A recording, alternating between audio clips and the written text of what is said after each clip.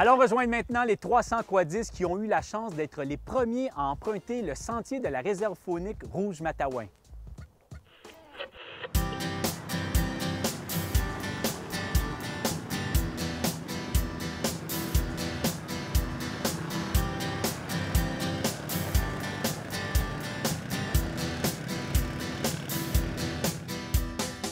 On peut dire que ça fait une quinzaine d'années que ça se travaille. Ça avait commencé au début de tout, oh oui.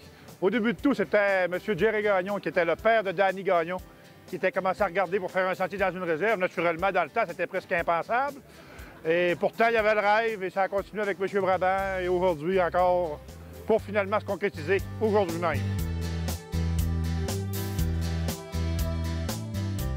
Quand on disait tantôt qu'il y a des gens d'Allemagne qui s'informent via Internet pour connaître nos sentiers, c'est pas avec 2-3 petits bouts de 20 ou 30 km qu'on va attirer le touriste international. C'est avec des sentiers qui traversent le Québec au complet. Puis c'est ça sur quoi il faut viser. Puis je sais qu'on a la collaboration de nos municipalités. Le maire de Laval est ici, le nouveau directeur général du CLD. Alors il faut mettre nos organisations au profit des quadistes, des sentiers qui vont traverser le Québec au complet. Alors félicitations à tous ceux qui œuvrent dans le domaine du quad, pour notre loisir, mais pour le touriste éventuellement.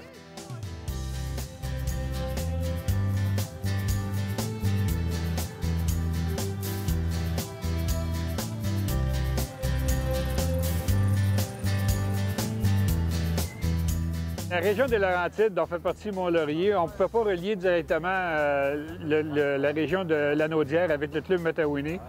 On n'avait pas de lien direct et il fallait absolument faire de la remorque. Et puis la Fédération, il y a plusieurs années, il y a une quinzaine d'années, comme il a été mentionné, avait commencé à regarder ce projet de lier les deux régions via la Rouge-Matawan. Les clubs qui sont directement touchés par là-dedans, du côté de Lanaudière, vous avez le club Matawini qui est à Saint-Michel-des-Saints, qui est le club qui va recevoir les gens qui vont venir des deux clubs qui sont la porte du côté des Laurentides, c'est-à-dire le club de Quadlou et le club Quad Iroquois.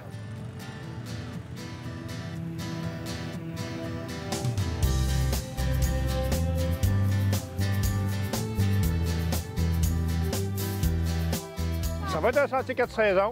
Comme on dit, le premier sentier dans une réserve, finalement. Et puis, c'est normal, on est sous la loupe de la CEPAC et un peu tout le monde, parce qu'on a prouvé, justement, que les quadistes sont capables de rouler dans une réserve, de rouler dans un parc et de le faire civilement et en harmonie un peu avec tout.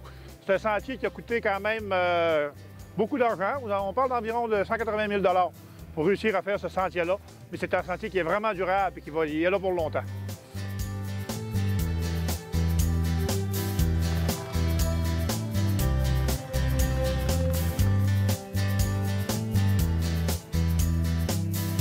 Ce sentier-là, les gens vont pouvoir partir de Saint-Michel-des-Saints, s'en venir au travers des Laurentides et communiquer avec la région de l'Outaouais, qui nous emmène quand même à des places comme Chenneville, qui nous amène des places aussi loin que Montebello. Ça donne quand même des possibilités de randonnée absolument fantastiques. Si les gens veulent aussi, on peut passer par le sentier de la Rouge-Matawan et s'en aller se diriger vers Parent, se diriger vers Clova, puis se diriger vers l'Abitibi, toujours en période estivale. Voilà.